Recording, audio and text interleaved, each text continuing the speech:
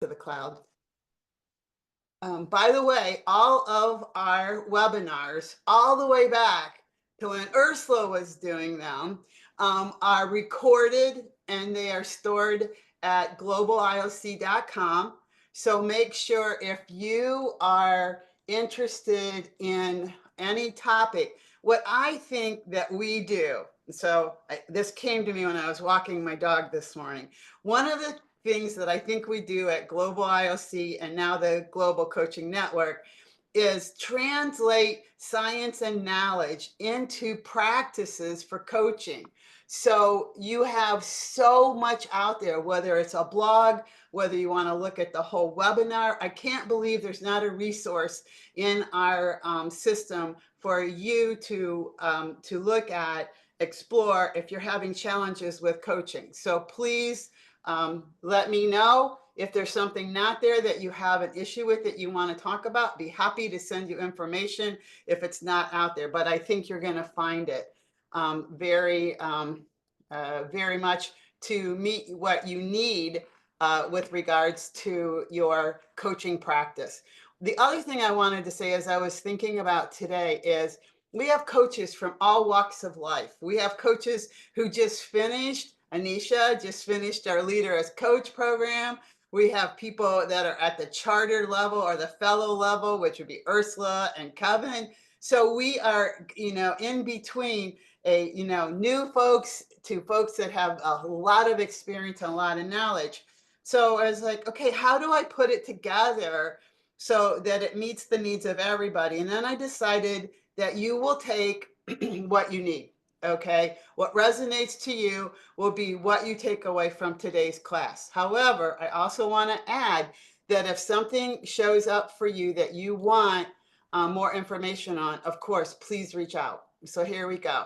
How minds change. So the welcome and the why. So I'm leaving the cameras on. I'm not going to full screen because I'm still letting people in. I might go to full screen in a couple minutes. So what's our why? We want to have a conversation, a global conversation about some of the issues that challenge us as coaches, as leaders, with our clients. How do we sharpen our saw? What I saw when I first started coaching was that we would go to coach training and then we'd be done. But we're not done. There's more. There's so much more that's coming out every year. And by the way, I will digress for a minute to talk about the Next Big Idea Club. Most of the books that I read come from the Next Big Idea. Who's writing? What are they writing? What are they writing about? Adam Grant is one of the leaders in that program. So, check it out if you're looking for deepening your practice and you're looking for reading. The other thing I realized over the last 7 years is that I say, oh, get this book. So I just recommended books, right? But if you like the topic, go to YouTube and see if you like what they're saying in YouTube. And Kevin, I'm going to lean on you. There's something you use from YouTube. So how can we include that? It's called the Productivity Game, and it is a YouTube site that actually summarizes overall books, primarily leadership books, where you can watch a video for 3 to 5 minutes, tells you the summary of the book, gives you an opportunity to say, do I like it? Do I want to read it? It's called the Productivity Game. Great resource, especially when you're looking for something new to read.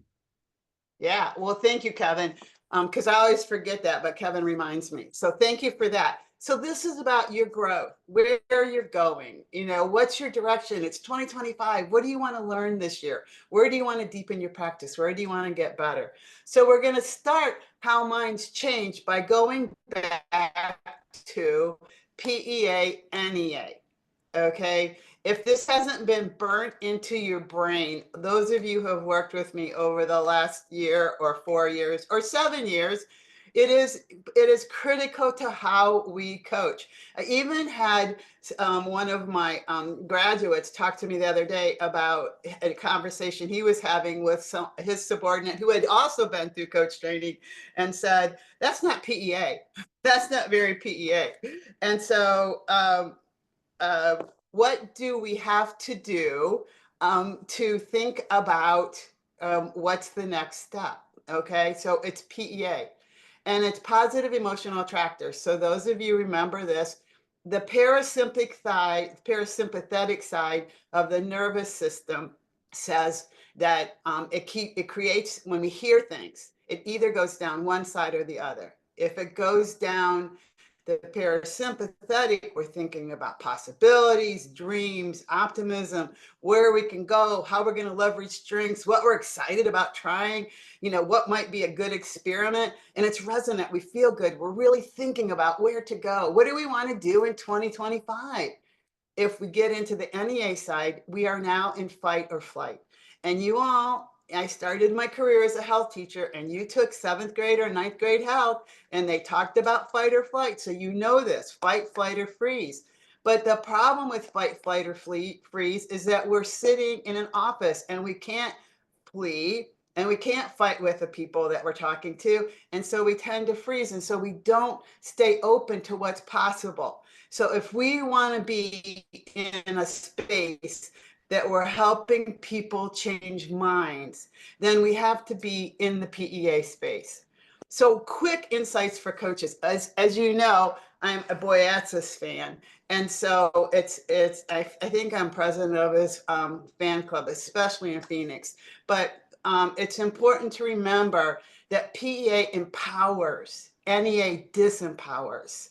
It makes us feel self-conscious. So we want to stay in PEA before we go to NEA, okay? And NEA is sometimes just holding people accountable. But as long as we've established the PEA, they see accountability as a natural part of that process. And so we really are strengthening the relationship. And, of course, there's a lot on YouTube that Dr. Boyatzis has out there. And he actually has a new book out. It's called The Science of Change. And in his book, one of his chapters is, drum roll, PEA, NEA, okay? Because it's critical to the work he's been doing over the years. Those of you who've been in my class remember this, okay? We used to call the message programming, but it's the message. The message you are sending to your direct reports goes through what they believe, their attitudes about what you just said, and how they emotionally feel about it before they take action. We think when we give people information, they take action. They do not. They go through their belief, attitudes, and emotional cycle first. So let's talk about those beliefs. Beliefs are deeply held. They are established when we are young. They are established in our culture. They're established with our friends. They're established in our family. And they're deeply held and they're self-reinforcing. The good news here is beliefs are changeable. So we have the opportunity to help somebody think differently about their beliefs. So what are the impact of beliefs in the workplace? We have positive beliefs where we think we can go forward and do what we need to do. And then we have limiting beliefs. Like it's full. I can't do that. You're asking too much. That's a limiting belief. And then we can get into collective beliefs, which I call emotional contagion in some situations. Those collective beliefs where people within the organization all believe the same thing and then create what I call emotional contagion. And so we're working in that space when we are changing minds. Beliefs are more than intellectual ideas. They're deeply tied to our sense of self and our identity. So our beliefs are really integrated into who we think we are and our identity. And sometimes changing a belief often feels like it's a threat. So as we're doing this work, I want us to think compassion. I want us to think gentleness, because people are not going to give belief. We adopt beliefs that align with our in-group thinking.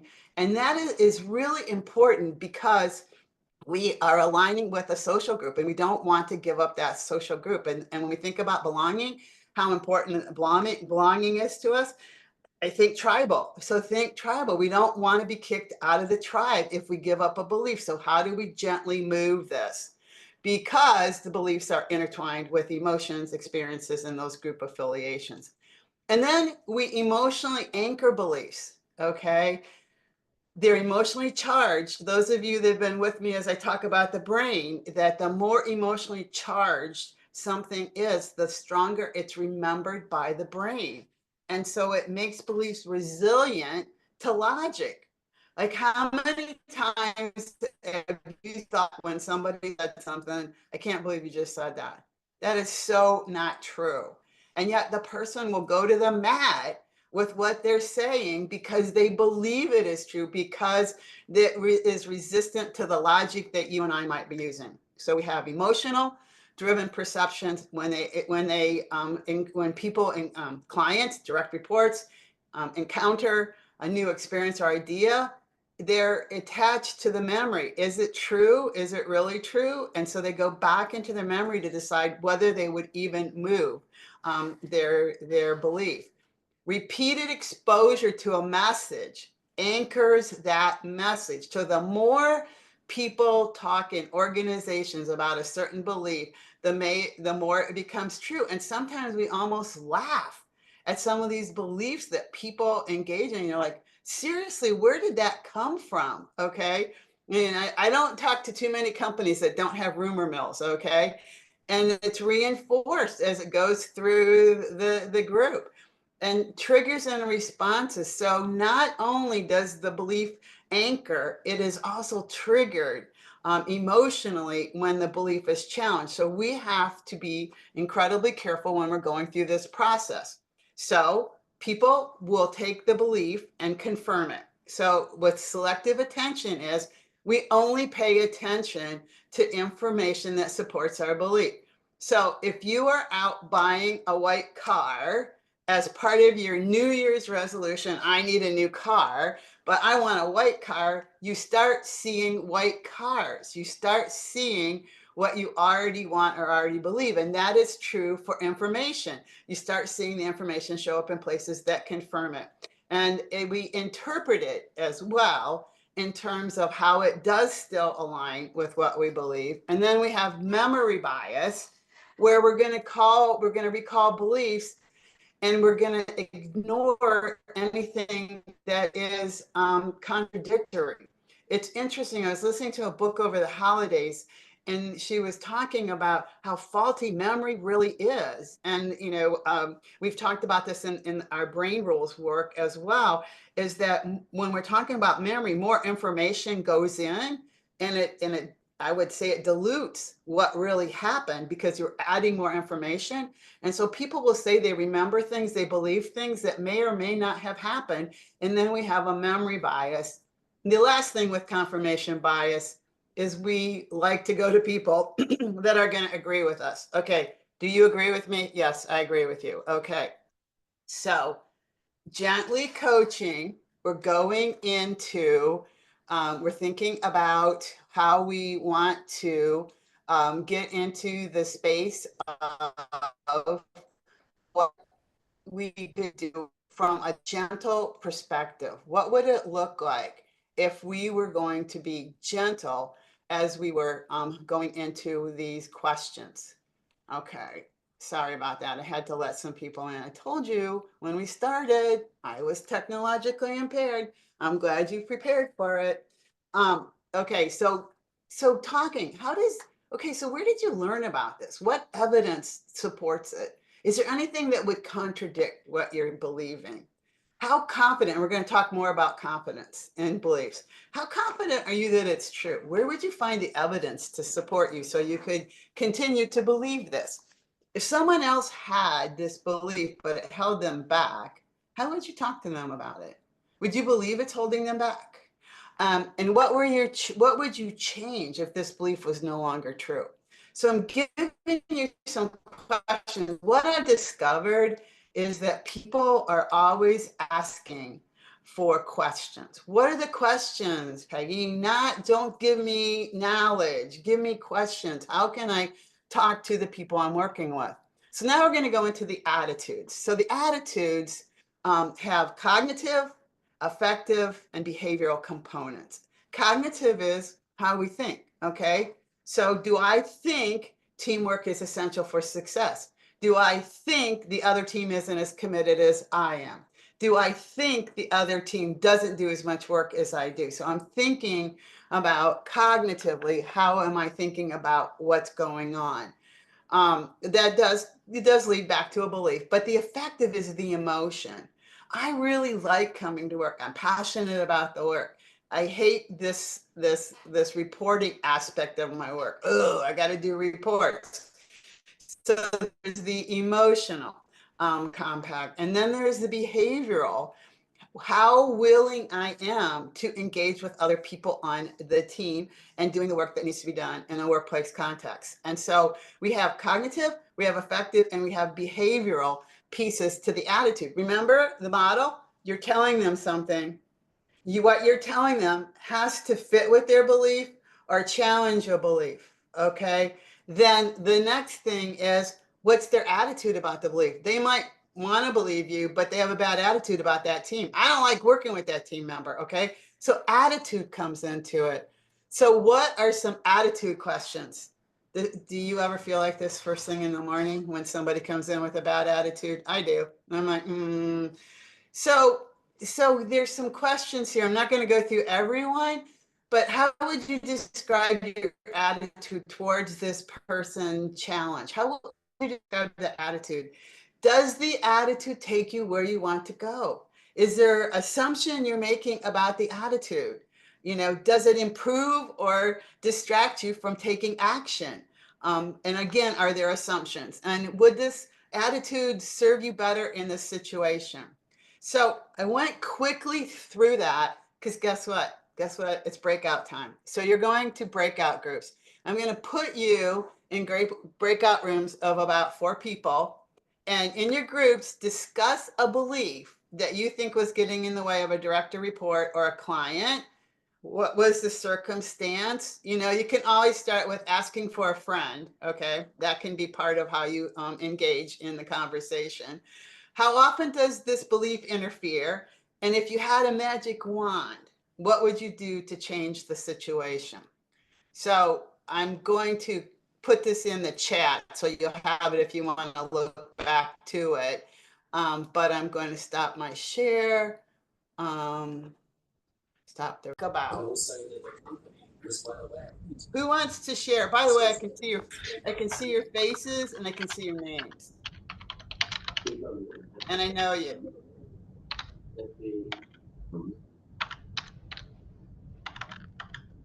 Who wants to share?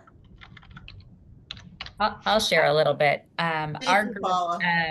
this was actually something Anne Marie shared, that sometimes, for us, our end of year gets really busy. And so we end up getting a little bit of group think going on where everyone is feeling so overwhelmed that everything is wrong. The process is wrong. People are overworked. And so this belief continues to perpetuate itself, because maybe we don't get in there enough and have conversations about it to really understand, are these things really true? Or where can we, get in there and maybe change your belief or change the circumstance a little bit? I think I think you're right. And I hear that a lot, not just with your organization. And what are the chances, by the way, that there are 27 people on the call and 2 people from the same organization are in the same group? I think that's hilarious, right? It just shows you how random it really is. But when I talk to groups, they talk about, employees thinking about no space on the plate. Okay. And that is when I start down with number 1. What I didn't say earlier is what they believe is true for them. Okay. And that is the hardest thing we're doing when we're coaching. Because if we begin to debate, which I'm going to talk about in a couple of minutes, if we get into a debate, we've already shut them down. They've already gone into NEA. And that's why we started with PEA. Because as soon as we offer a debate or offer a different version of what they believe, they shut down. That's why the belief questions start with, tell me more about the belief. Tell me when you came to understand that. Tell me, when you started feeling like your plate was full. What do you do in other situations when your plate is full? When you've been in other jobs, what did you do to clear some things off your plate? What do you find most distracting? How can we get rid of some of those things that are distracting?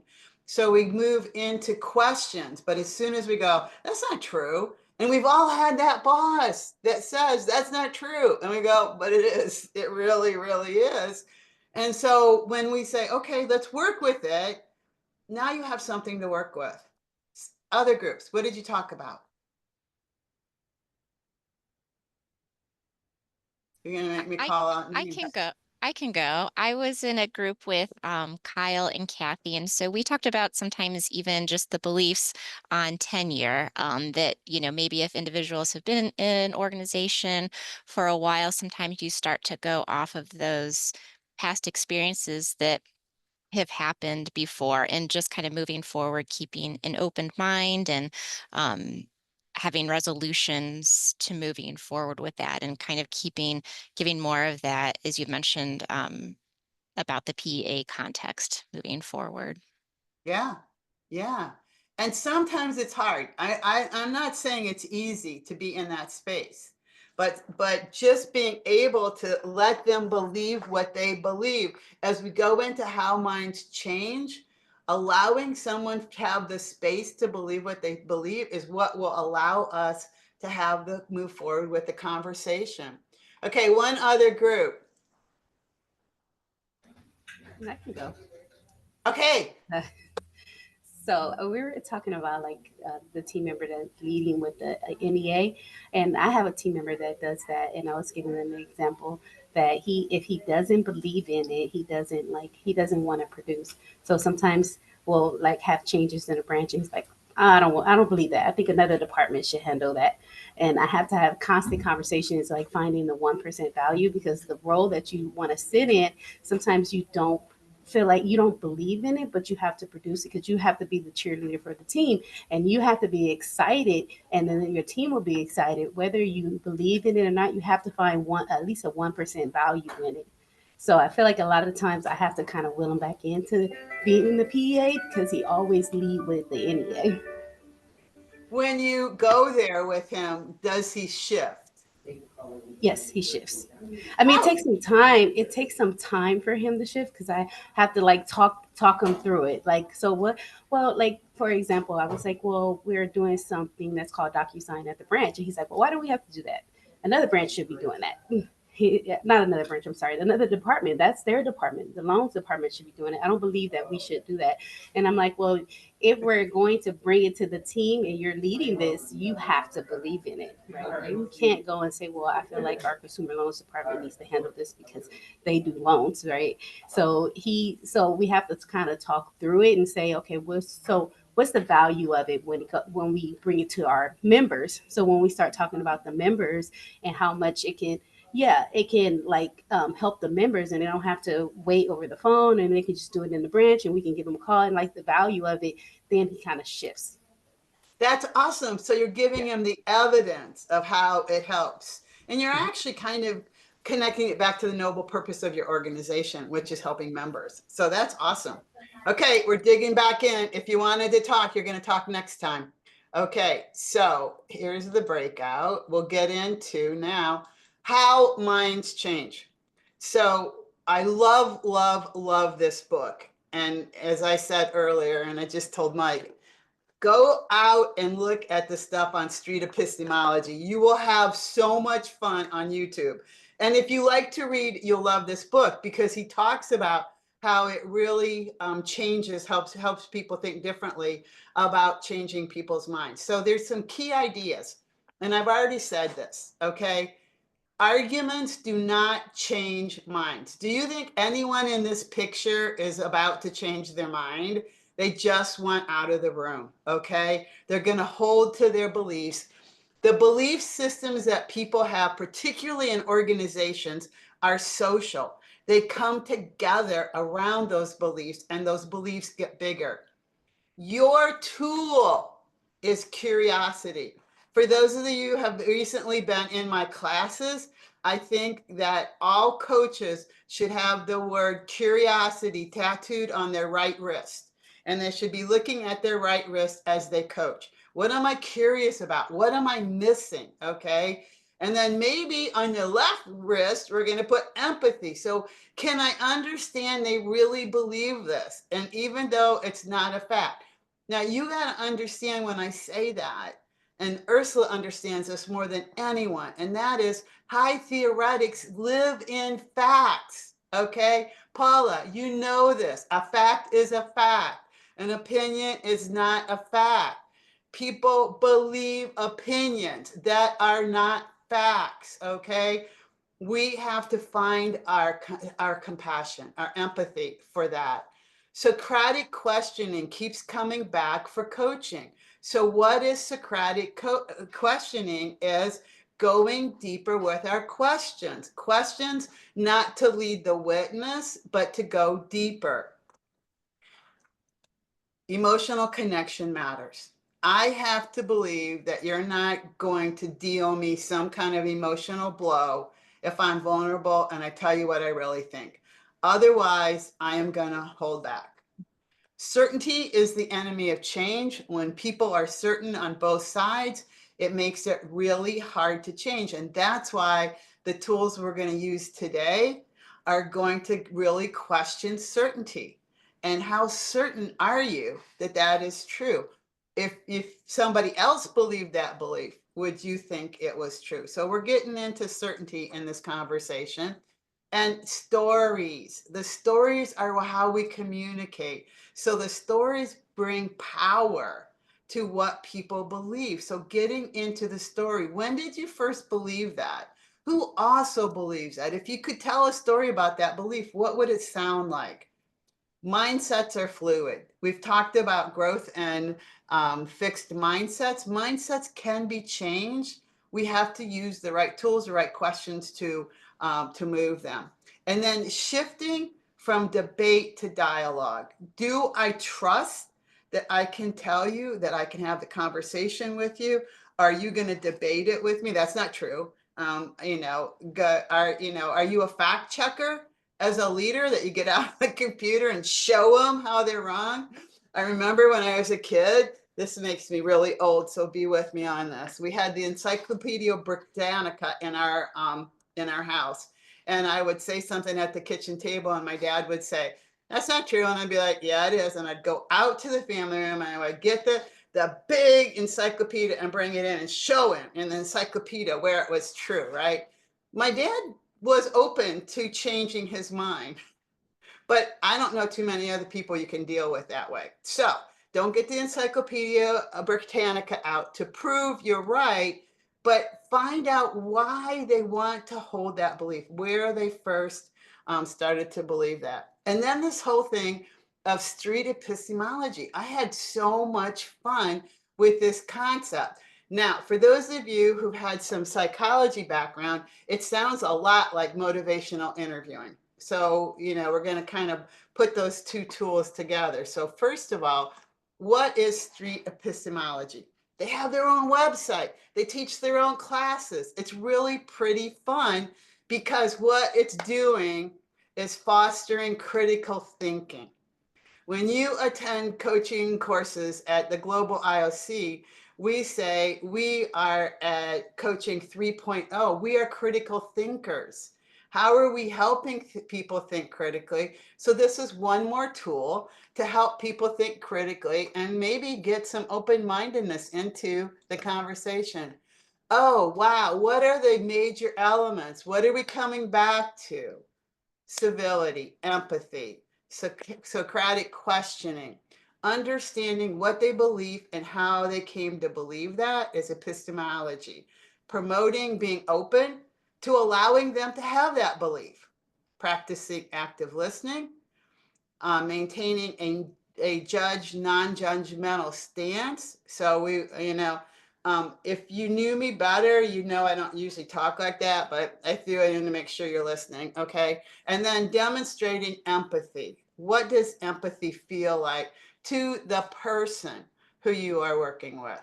So there's 8 steps, and this is from How Minds Change by David McRaney. There are other books that support. There's one called The Impossible Conversation that I used to do some of this work. Another book is Mistakes Were Made, but Not by Me. So that's a really good book for leaders as well, when you have people who are not willing to take responsibility for what's going on. Okay. The first step, it's what we've been talking about all morning. And I hope you are asking yourself, do I build trust?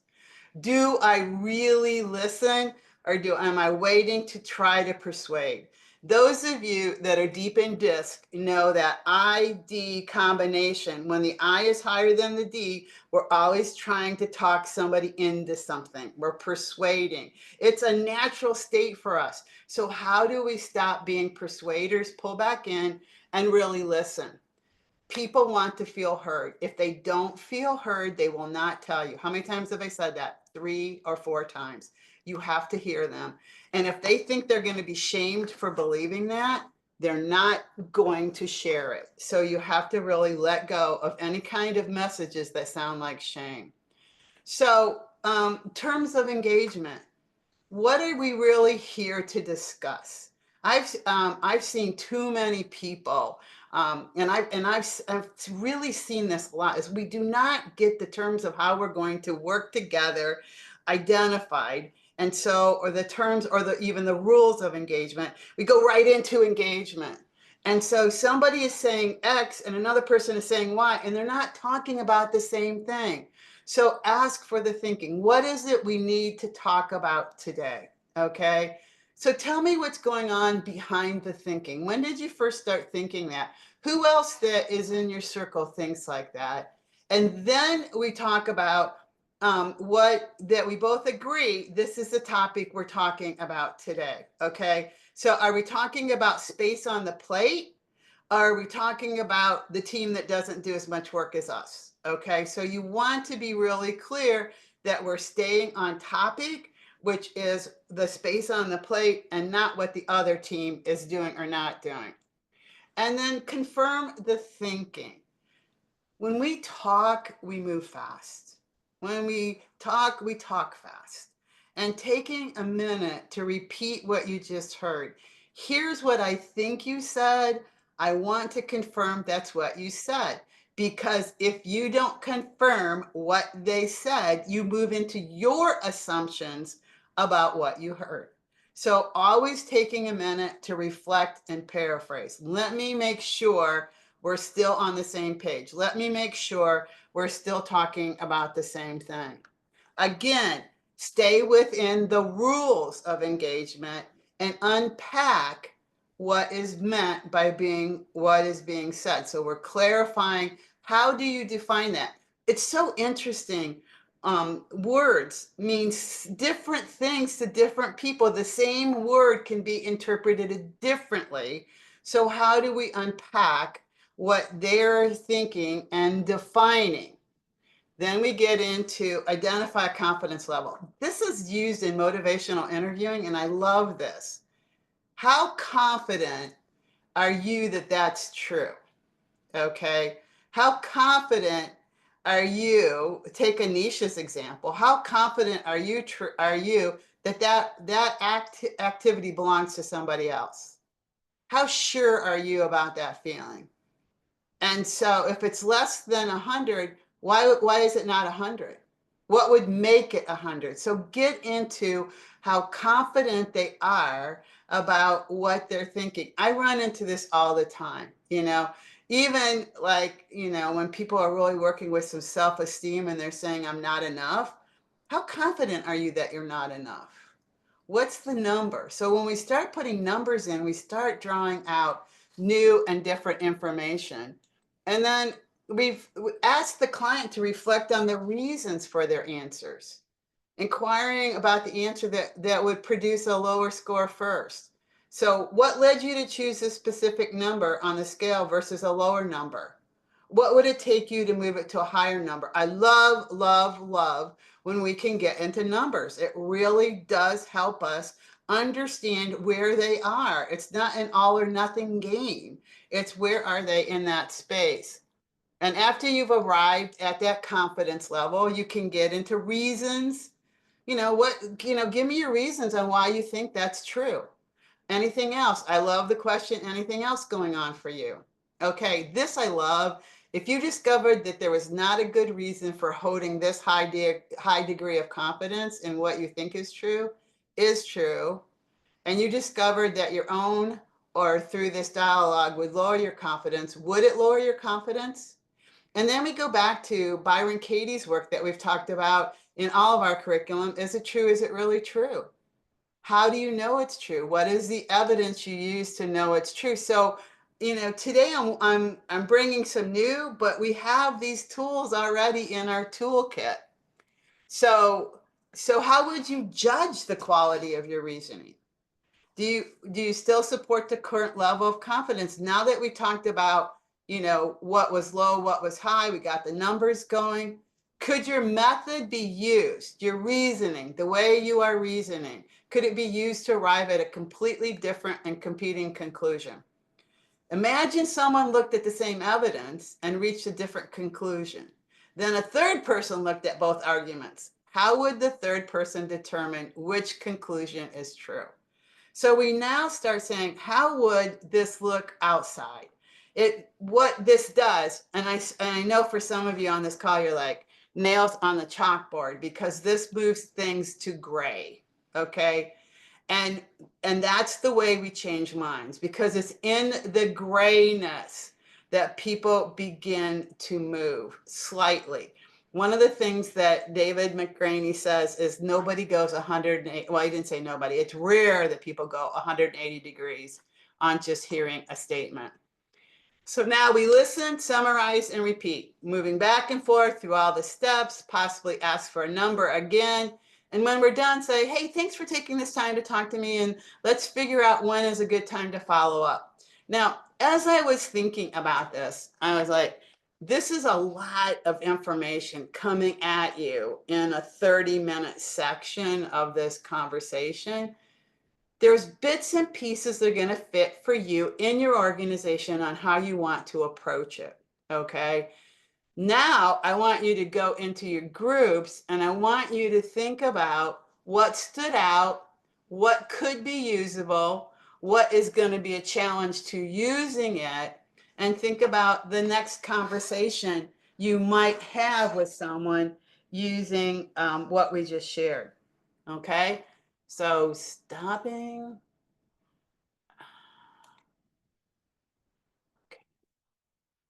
Thank you, Okay. Katie. So now I can see faces. So somebody has to talk to me. I'm just going to start calling out names. So what'd you talk about? How does street, Kathy, go? Oh, you saw me go off mute. I'm just kidding. Um, I had never heard of the word street epistemology. I don't even know if I'm saying it right, but I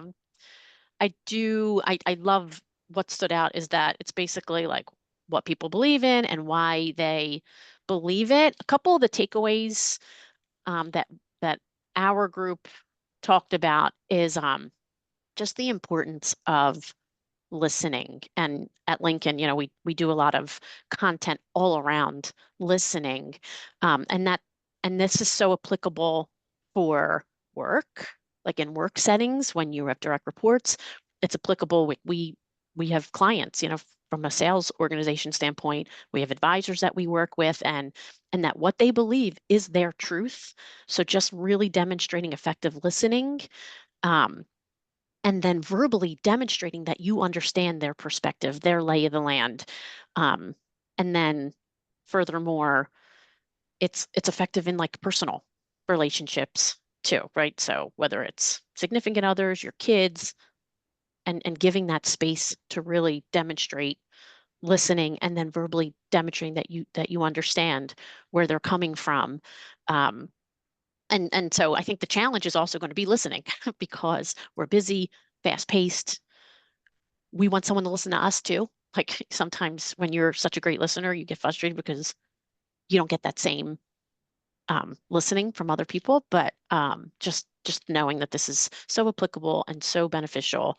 And we also love the assigning numbers because I think that's great too. If this, all right, so this is not 100, what would make it 100, and more information will come out of that. So I good love stuff. that.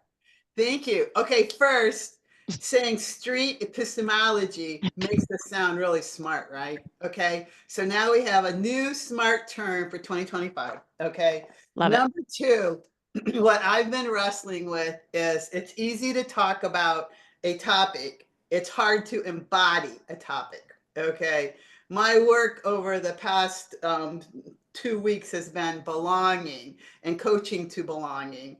And that's hard to embody belonging. It's easy to talk about it, but being really inclusive with thinking. And I think about belonging and being inclusive with how we think and how others think. It's hard to embody. So, really challenging ourselves with, are we listening? Are we open? Are we understanding? And the hardest thing we face is understanding does not mean agreement. I can understand where you are. I'm not there, but I understand that's where you are and how you got there. So, being able to live in those three spaces. So thank you for sharing. Okay, one more before we end. I see all your names. It's going to be so easy to pick one. Vessel, I'm picking you. We had a wonderful group. It was Charlie and Matt and Terence and myself. And we decided that this was so profound that we need to have a follow-up meeting in Cape Town to discuss this. I'm coming. Now, I think there was some very good inputs. If I think about Terence was sharing in ABSA Barclays, which is one of the big banking groups that's working throughout Africa, where they had a transformation process and seeing that beliefs can be regional and also cultural sometimes. And how do you overcome that? And Matt, for instance, sharing that NLP also helped a lot in terms of thinking around it. Why do people believe and do what they do? Is it to avoid pain or is it to get pleasure? And it's interesting questions to add to the ones that you've mentioned. Yeah. Charlie was mentioning the fact that we put values to this opinion or this belief, and how important, how that helps to change minds. So we had a very good discussion group. Awesome. And thank you for sharing. And as we wrap up, I know we're at the top of the hour and many of you have meetings to get to. In fact, I'm sure Mariana has a meeting to get to after this. But I wanted to just remind you that we will have webinars every first Wednesday of the month. Next month is on detached from drama. In March, we're going to be talking about coaching research and how we bring it into practice. Don't forget to come to the website. The Senior Registered Coach Program starts February 11th at 8 a.m. Pacific, 11 a.m. Eastern. The Leader as Coach, Coach as Leader US starts on February 20th. Kevin, I moved it back a week for us. The Registered Professional Coach Program starts in South Africa. And I think that is 8 o'clock Pacific. It's 6 o'clock South Africa, right, Vessel? Did we lose Vessel? Okay. But I think it's we are not offering it in the United States. So if you want to get in on this program, you can take it from the United States, 8 or 11 Eastern. And then Leaders Coach starts in South Africa in February as well. Vessel, anything you want to add? Vanessa, anything you want to add to this? Nothing. Thank you, Peggy. It's definitely 6 o'clock in South Africa. Thank you very much, everyone. Awesome. Okay, you go out and epistemize or street epistemize or whatever, epistemologize, okay? Bring them into the folds, okay? Have a great new year. It was wonderful seeing every single one of you. Thank you so much. And I look forward to seeing you in February. Bye-bye. Bye-bye. Thank you.